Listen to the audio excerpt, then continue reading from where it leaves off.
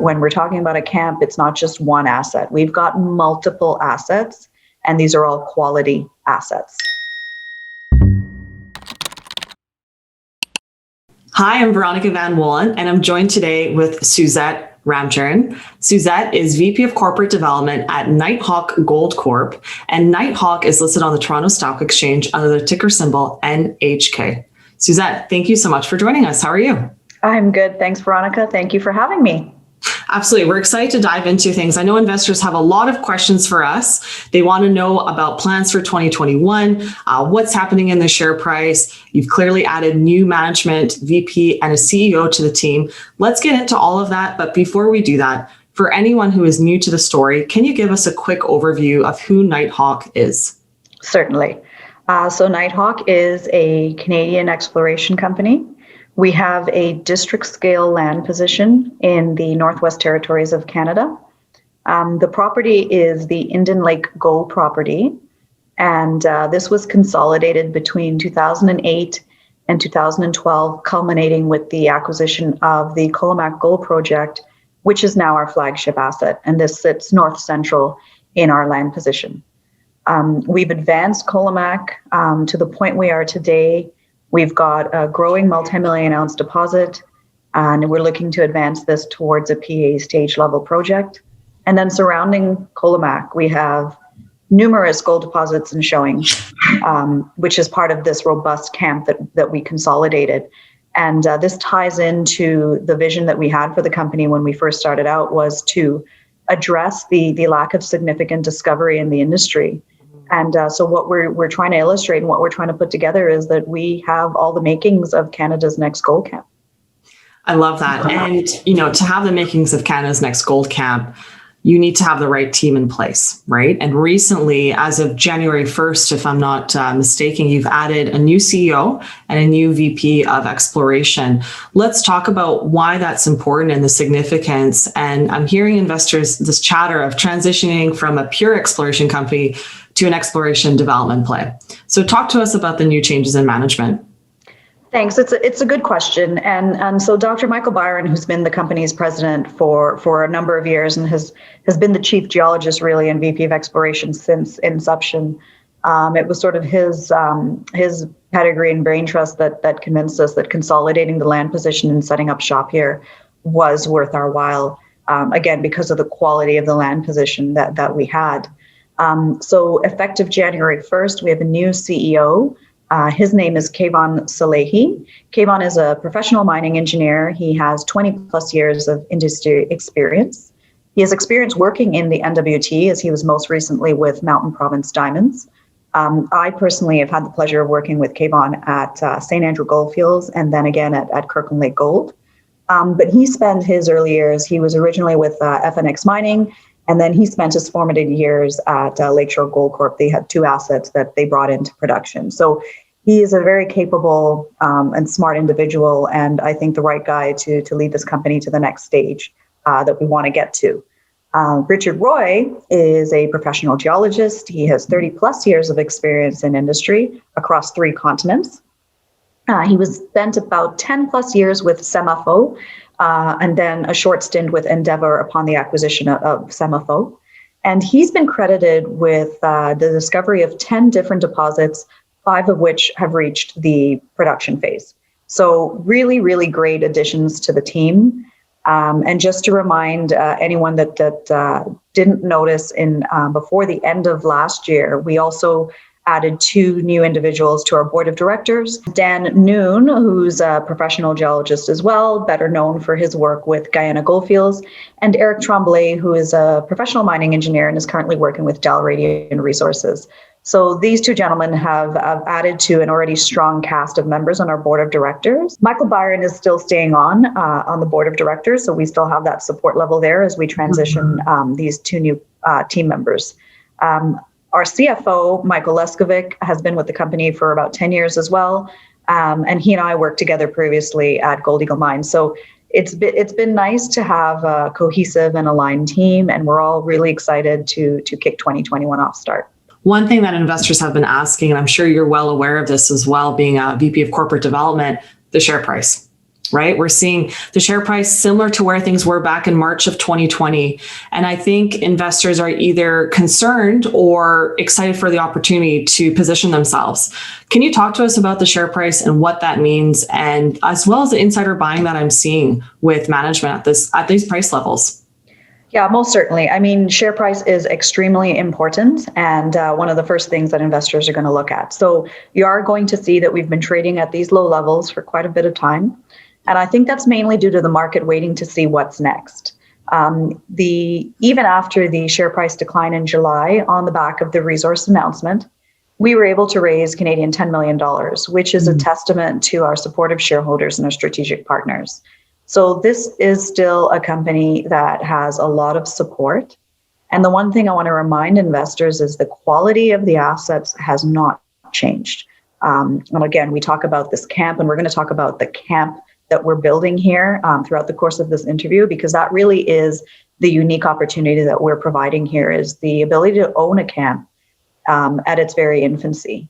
And so when we're talking about a camp, it's not just one asset. We've got multiple assets, and these are all quality assets. So yes, the share price is sitting on the low end, but that's a good entry point. We have insiders that are buying at these levels. Rob Cudney, who is the head of Northfield Capital, who's our largest shareholder, sitting at approximately 20%. He's a long-term investor in mining. The fund itself is not agnostic. They invest across many sectors, but Cudney is a very mining-focused individual. He's funded a number of success stories, Queenston Mining and Gold Eagle Mines, which is a company where Mike Leskovic, the CFO, and I have worked previously. So we've seen that success. And it was really nice to see Northfield a part of this share structure, because they are very supportive and continue to be. Kayvon joined in January and started buying in the open market. So, insider ownership sits at about 5 or 6%. We're all invested, and we're all investors in the success of this going forward. Right. And for new investors looking at this story, I think that's really important, because management is increasing their position at price points where a new investor would also be potentially buying into the story. So that shows a very aligned team. One thing I want to ask as well, which I've heard from investors in terms of a question, was, why did the share price get hit hard with that updated resource last year? The previous resource was a 2.6 million ounce inferred resource. The inferred resource category is the lowest level. So this is your entry point when you're calculating resources. Inferred is good, but it can't get you into that mine build scenario. So then you go from inferred to measured and indicated, and those measured and indicated resources are what you then apply some economics and maybe do some additional work on, and that takes you to your proven and probable, which is what you build your mine plan out of. So that takes you into your development story. So what we published was an improved resource. We went from the 2.6 million of inferred, and we converted 82% of inferred into indicated. So the resource we published was 1.7 million ounces of indicated resources with an additional 400,000 ounces of inferred resources. I think the big thing was the market navel gazed at the number, just the change in the number. And because of NI 43-101 standards, you can't add inferred and indicated. So you have to state them separately. So we can't say combined, we've got, 2 million ounces sitting on the books. However, one thing I want to remind investors and shareholders, the quality of the assets has not changed. The quality of Colomac and the quality of land position that it sits in. And in order to take this project to the next stage, we have to look for quality ounces. And again, when you look at the new and improved management team, that's a testament to where we're taking this company. So hopefully that addresses the resource update and the timing and the share price. One thing I will mention though, so we did take a hit in the share price on the back of that resource update, but a couple of weeks later, we launched financing and successfully raised 10 million Canadian dollars. And that's a testament to the support we have from our shareholders. Our largest shareholder being Northfield Capital, and our strategic partners who are Cisco Development now and Kinross. And I want to talk a little bit about Colomac, and you say it's very unique, as well as this buzzword that we're hearing, developing Canada's next gold camp. Let's unpack that a little bit. What is a gold camp? What do you guys mean by that? As well as why is Colomac unique? And then if you can tie in the funding and how that's going to play into an exploration program that for this year. Yeah, no, another good question. So when we say we're developing Canada's next gold camp, what we're trying to say here is, we've got not just one project. Colomac is our flagship asset, and I'll get into why Colomac has become sort of the asset that we're pushing and advancing the most. But it's not just Colomac, and I say this meaning Colomac's steady as she goes. It's a growing multi-million ounce deposit. And again, I said we're sitting at 1.7 million ounces with another 400,000 ounces of inferred on top of that, and room to grow this thing even bigger than what it currently is. But it's more than just Colomac. We've got numerous targets that surround Colomac that sit within our land position, which is the Indin Lake gold property. It's about 20 kilometers at its widest and 60 kilometers long, 3 times the size of the Timmins camp, to put it in perspective. Numerous gold deposits and showings, most of it near surface. Nothing's been drilled below 200 meters of depth. So lots of room for growth and expansion on known zones to depth, along strike, along structure. A variety of deposit settings. This is important when you're looking at a gold camp. It means that the camp is fertile. It's not just one mineralization event, it's multiple mineralization events, and it's high grade. Like Colomac is 2 grams, fine, that's decent grade for an open pit and maybe even an underground. But everything else in the camp is sitting with high grade, and we're talking results that we've seen as plus 5 grams per ton over significant width. So that's what we mean when we say we're developing Canada's next gold camp. And why is that important? Well, if you're an investor, you have a unique opportunity to be a part of that at its very infancy. Mm-hmm. If you're strategic and you're looking to bolster your pipeline, you're not just getting one asset where you're setting up shop for, call it 10 or 15 years. You're possibly setting up shop for 20 to 30 plus years. So that is very, very important. And that's what makes us attractive. So correct me if I'm wrong, but would that also make it more attractive to potentially a major looking to acquire Nighthawk? Exactly. It would. And then to answer the other part of your question, just focusing in on Colomac. So this was a past producer. The company that was operating at the time went bankrupt. They had a number of other assets. Gold price was sub $300 Canadian an ounce. So they went bankrupt, and the Colomac project fell in the hands of the federal government to do the reclamation. They only extracted about 500,000 ounces. So there was a residual opportunity that we saw. We started in the camp with Damati Lake, which is a very high grade asset in the southern part of the land position. And we consolidated the land position, culminating with the acquisition of Colomac in 2012, which then became our focus. But why did it become our focus? Because we saw the opportunity to build ounces quickly. When you're promoting an exploration company, it's always better to promote with resources on your books. So that, again, that's giving you that stamp of approval that you've found something, and you found something of quality, and it's in accordance with NI 43-101 guidelines. So that's why we focused on Colomac. And again, we've brought it to a stage now where we think it's really got some legs to stand on and room for growth. But we don't want investors or the market to forget about the other assets that sit around Colomac. And this year, we'll talk about this some more, but this year we're going to do an expanded program so that we can advance Colomac, and alongside Colomac still advance and illustrate the camp-like potential we have here. I think you kind of led into our next question, which would be what is on the horizon and the plan for 2021, right? Like what are those milestones that's going to make the needle move for any investors that are entering the story or existing shareholders? Yeah. So, when I first started, I joined the company in 2017, and what attracted me was the team and the land position. So again, you'll ask any one of our team members, and they're going to come back to the land position, the quality of the land position that we sit in. So when you have such a large land position, it does take some effort to really work all of the targets that you have. So we have to sit there and we prioritize, and we prioritize targets based on where we think we're going to be able to create the best value. So we've got Colomac at the forefront. Colomac is always going to receive, call it 50% of our efforts when we're talking about exploration budget. But then we have to spend money on the regional targets. So if and when this thing gets taken out, our shareholders get paid for the full gamut, not just Colomac. So that's really the goal that we have here. And as well, it's still ripe for new discovery. So we still do prospecting on a yearly basis.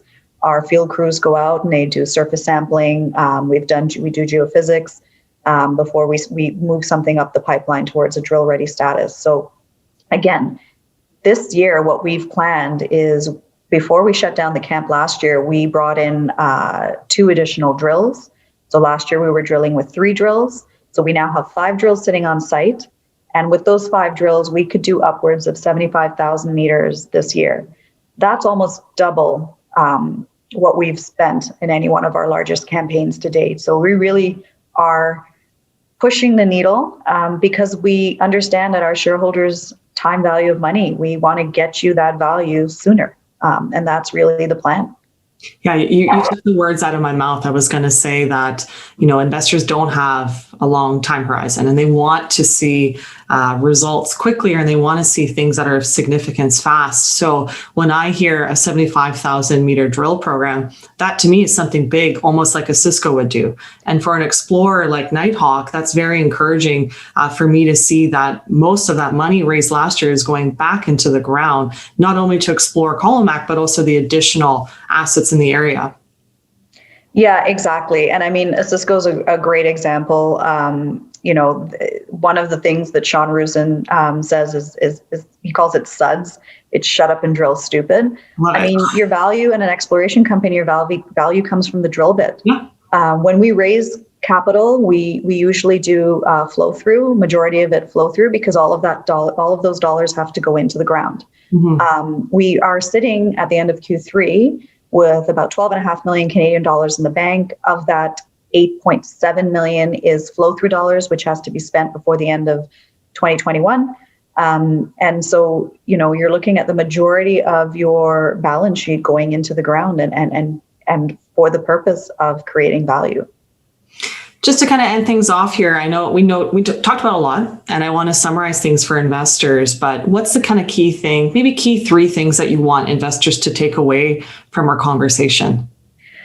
Yeah, I think I'll put it this way. And you have pointed out to me that, when you talk about multiple targets, people can sometimes get confused. So let's start at the top and work our way down. So the Indin Lake gold property is 900 square kilometers. This is a district scale land position that we have. We control 95% of an extremely fertile gold camp. At the center, our flagship asset is a growing multi-million ounce deposit. This deposit is actually unique itself. The geological setting, or the type of deposit that it is, the analog to this is the Golden Mile Dolerite in Kalgoorlie. So we've got a mini Kalgoorlie sitting in the NWT. That's very big, and that's very important for us. NWT, Northwest Territories. Sorry, Northwest Territories. Thank you. The Northwest Territories, or the NWT. It's well mineralized. There's a lot of mineralized rock here, so we have no doubt that we can continue to grow it from its current state. We have low-hanging fruit at Colomac. The resource authors outlined an area proximal to the current resource where we could add upwards of 1.5 million ounces with an additional 50 to 75,000 meters of drilling, some of which we've already tackled in 2020. So we're well underway to pushing and advancing that Colomac story. And then we're more than just Colomac. We've got numerous gold deposits and showings, everything at surface. Nothing's been drilled below 200 meters of depth. We're focusing and we're prioritizing those targets and the meters that we spent on drilling. So we have 2 targets that we're going to focus on this year, which is the Treasure Island Gold project and the Letta Arm Gold project. So look out for those. Those are very exciting because, again, I mentioned high grade. We're talking plus 5 grams per ton, significant widths. And the reason why these 2 are important is because they sit in very large regional structures. And when you have large regional structures, you have the capacity to host large deposits. So all in all of this work is going to be pushed forward so that we can deliver value through the drill bit for our shareholders and advance our goals of developing Canada's next gold camp in the Northwest Territories. Love it. I think it's a perfect summary. Suzette, thank you so much for joining us and telling investors, the opportunity for 2021. Looking forward to chatting again in the near future. Wishing you all the best. Thanks so much. Cheers.